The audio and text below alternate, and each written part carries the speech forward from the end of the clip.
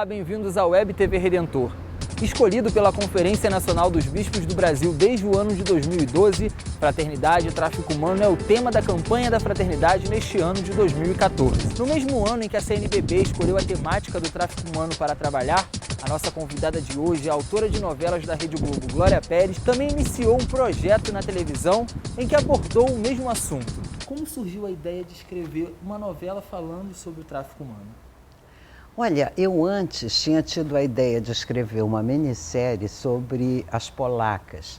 As polacas foi um grave problema também de tráfico humano no começo do século no Brasil, que eram judeus que se organizavam numa quadrilha criminosa para traficar mulheres judias. Então era um crime entre judeus. Não é? E até hoje a gente tem até marchinha de carnaval falando das polacas, foram figuras que marcaram o começo do século no Brasil. E depois eu disse, meu Deus, esse é um problema que se pensa extirpado lá, e não, e está cada dia aqui crescendo mais. Eu via, para ser mais assim direta, essas pequenas notícias de jornal, que ninguém dá muita importância, né? Uma pessoa descoberta presa não sei aonde, ou escravizada por trabalho, ou escravizada para sexo. E fui olhar de perto, que isso? Isso ainda existe, isso é escravidão ainda hoje. E fiquei assustada quando descobri o tamanho do crime, né? A rentabilidade desse crime de vender pessoas. E o que é mais impressionante, a invisibilidade disso. Então achei que tinha que escrever, tinha que jogar esse assunto na mesa para as pessoas discutirem, foi o que aconteceu. Outra modalidade do tráfico humano abordado por Glória Pérez em sua obra foi o tráfico e a adoção ilegal de crianças. O tráfico de crianças, porque também é um problema que permanece muito invisível, e eu descobri que nós tivemos há poucos anos atrás, né, a década de 80, está aqui ainda, e nós tivemos, assim, milhares de crianças brasileiras traficadas, vendidas para o exterior. E essas crianças têm páginas na internet, onde elas procuram os pais, onde elas procuram, assim, alguém que possa dizer qualquer coisa que seja um ponto de partida, um fio condutor para a localização das famílias delas. E como tudo é ilegal, é muito difícil acontecer. Então eu entrei em contato com essas pessoas e falei delas também. Dizem que a arte imita a vida.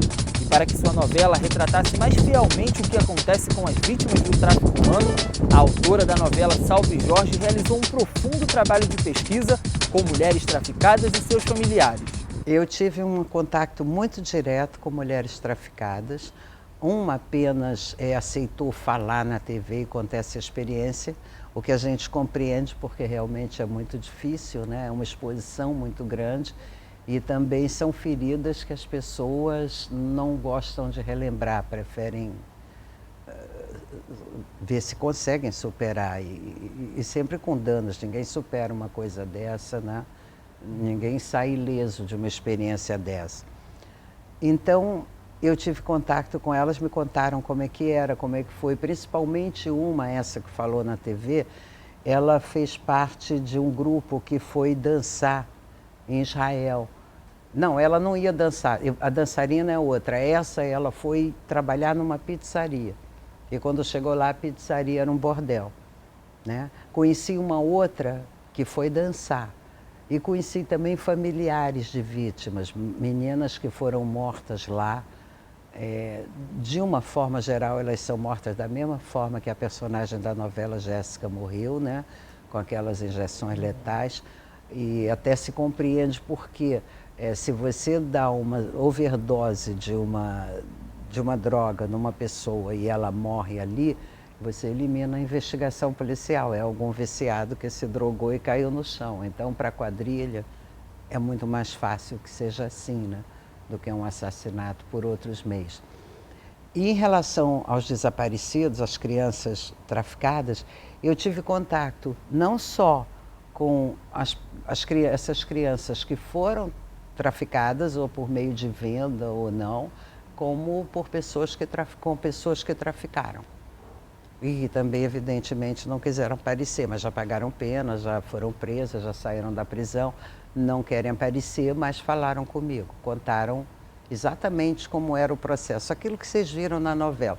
Quer dizer, mas gente, como é que uma pessoa entra num hotel com uma criança e ninguém vê, né? Aí que eu fiquei sabendo que entra com uma bolsa muito chique, a criança dentro da bolsa, tomou aquela chupetinha calmante, então você já sabe que ela não vai chorar, e assim é. Quando eu comecei a dizer que eu ia falar desse tema, pessoas muito bem informadas do meu conhecimento, tudo dizem, Glória, isso é lenda. E como é lenda? Claro que é lenda, imagina, a pessoa lá fora pega o passaporte, volta, vai na embaixada, entende? Não se dão conta. As pessoas são muito circunscritas a seu próprio umbigo, essa é a verdade. Então, né, de repente você ouve esse absurdo, meu Deus, você acha mesmo que todo mundo fala inglês, que todo mundo sabe que é um passaporte, que todo mundo sabe que é a embaixada brasileira no exterior? Não é assim. Essas pessoas que são pegas são pessoas muito vulneráveis.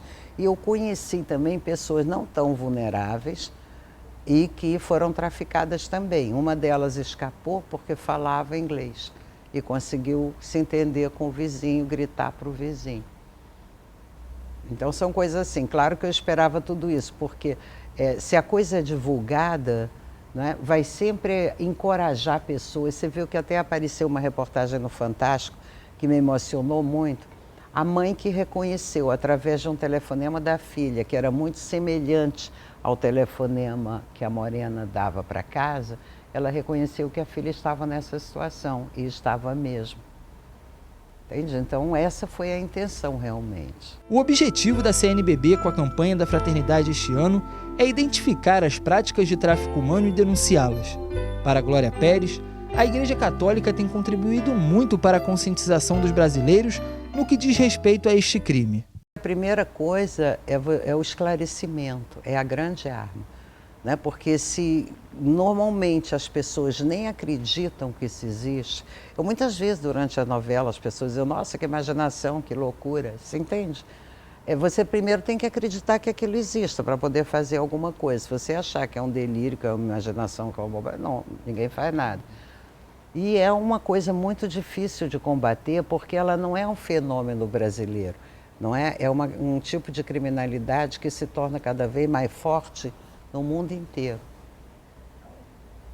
Então, mas eu acho que a grande arma é o esclarecimento.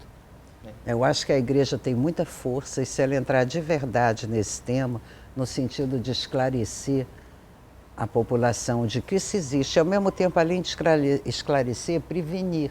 Por exemplo, uma das coisas que me deu muita satisfação durante a novela foi receber muitas cartas de meninas que tinham reconhecido a Wanda naquelas pessoas que estavam falando com elas, propondo o grande emprego lá fora, e que não foram, né? Então tem uma função preventiva e uma função também de abrir os olhos das autoridades, de esclarecer, de pedir aos jornalistas que divulguem cada vez mais esse tipo de coisa. Entende? Eu acho que a grande força da igreja está nesse sentido, é o que a gente pode fazer. Continue nos acompanhando pela Web TV Redentor.